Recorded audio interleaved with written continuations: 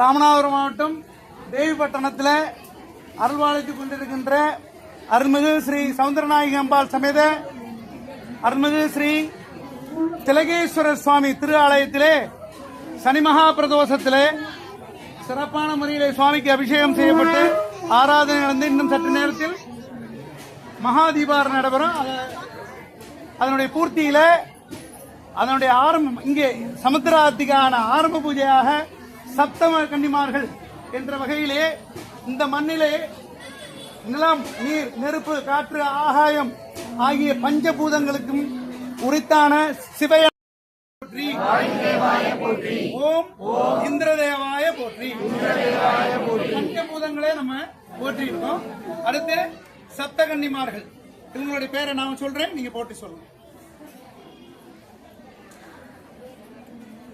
ஓம் ஓம் மகேஸ்வரி தேவியே போற்றி. மகேஸ்வரி தேவியே போற்றி. அல்ல, அவங்க பேர் வச்ச பிறகுதான் ஊட்டணும். அவங்களை கூப்பிட்டுருக்கோம், இப்ப விருந்தாடியா கூப்பிட்டுருவோம், அலங்காரம்லாம் பண்ணிட்டோம். இப்ப அவங்க நாமகரணம் பண்ணிட்டு அவங்களுக்கு நைவேத்தியம் இப்ப நீங்க கொடுப்பீங்க, ரைட்டா?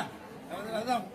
அப்ப ஓம் மகேஸ்வரி தேவியே போற்றி. மகேஸ்வரி தேவியே போற்றி. ஓம் வாராகி தேவியே போற்றி. வாராகி தேவியே போற்றி. ஓம் ராம்ஜி தேவியே போற்றி. ராம்ஜி தேவியே போற்றி. ஓம் கௌமாரி தேவியே போற்றி. கௌமாரி தேவியே போற்றி. ஓம் வைஷ்ணவ தேவியே போற்றி. வைஷ்ணவ தேவியே போற்றி. ஓம் இந்திராணி தேவியே போற்றி. இந்திராணி தேவியே போற்றி. ஓம் சாமுண்டீஸ்வரியே போற்றி. சாமுண்டீஸ்வரியே போற்றி. போற்றி போற்றி போற்றி. பண்ணிட்டோம். ஏன் பண்றோம்னா, உலகத்தை, இந்த உலகம் ஸ்தாபிதம் செய்யும் போது இதுல பல விதமான அசுர சக்திகள் இருந்ததாகவும், இந்த அசுர சக்திகளை எல்லாம் அடக்கி ஒடுக்கிறதுக்காக சிவபெருமான் இந்த சப்தகன்னிமார பூலோகத்துக்கு போய் சுத்தம் பண்றதுக்கும் இவங்களுக்கு தலைமையாக யார வீரபத்ர சுவாமி இங்க அனுப்பினதாக ஒரு ஐதீகம் இருக்கு. இதெல்லாம் ரெஃபரன்ஸ் கொடுக்கணும்னா ரொம்ப லாங் டைம் எடுக்கும், இப்ப நேரம் இல்லை. அதனால இப்ப நம்ம இதை